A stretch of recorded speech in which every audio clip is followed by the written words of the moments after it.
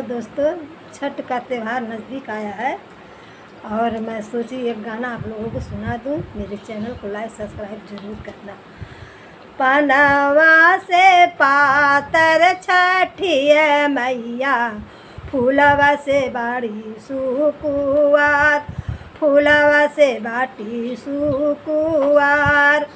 हाथे लियलिन सोने के घड़ी लावा, चली गैलिन गंगा जी के घाट, चली भैलिन गंगा जी के घाट। हाथे लियलिन सोने के घड़ी लावा, चली भैलिन गंगा जी के घाट, चली भैलिन गंगा जी के घाट।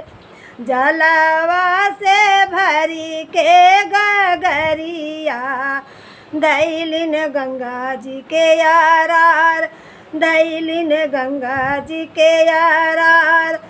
कहाँ बाटे माला बेटउआ, देता घड़ी ला उठाई, देता घड़ी ला उठाई। छठी माई के देखी के सूरतिया, माला सुधी बुद्धि गावाय, माला सुधी बुद्धि गावाय। देखी छठी माई के देखी के सूरतिया, माला सुधी बुद्धि गावाय, माला सुधी बुद्धि गावाय। धैली हल नरम कलैया, मैया गैलिन ऋषियाय। धैली हल नरम कलैया, छठी मैया गैलिन ऋषियाय। कीमत न जाने रे मालावा, हम तिरिया लाचार, हम तिरिया लाचार।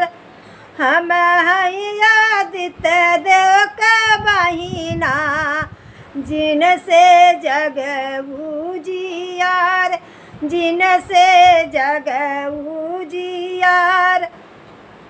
हम आदित्य देव का बहिना, जिनसे जग उजियार, जिनसे जग उजियार।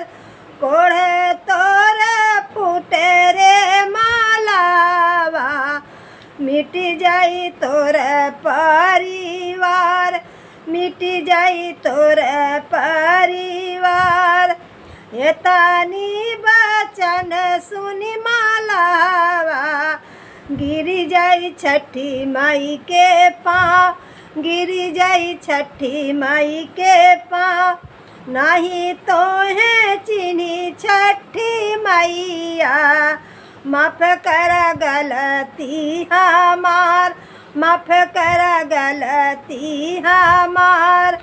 नहीं हम चिन्ही छठी मैया, माफ कर बिनती हमार, माफ कर बिनती हमार। धाना मोरे कर छठी बरतिया, मई चल मैया अगना हमार। धाना मोरे कर छठी बरतिया, चल मैया अगना हमार। अम्मा मोरे करेलिया रगिया, चल मैया चल मैया अगना हमार। साझे के देबो जलया रगिया, भोरवा दूधवा के धार, भोरवा दूधवा के धार। साझे देबो साझे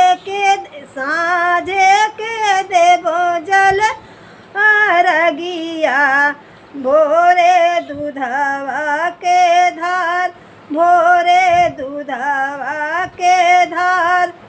इतना बचनी सुन छठिया मैया, मन मन मुस्काय, मन मन मुस्काय।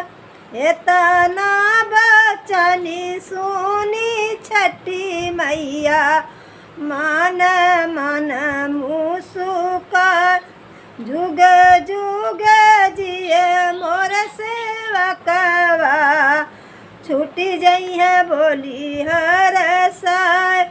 जुग जुग जिए मोर सेवकवा, छठी मैया बोली हर साय।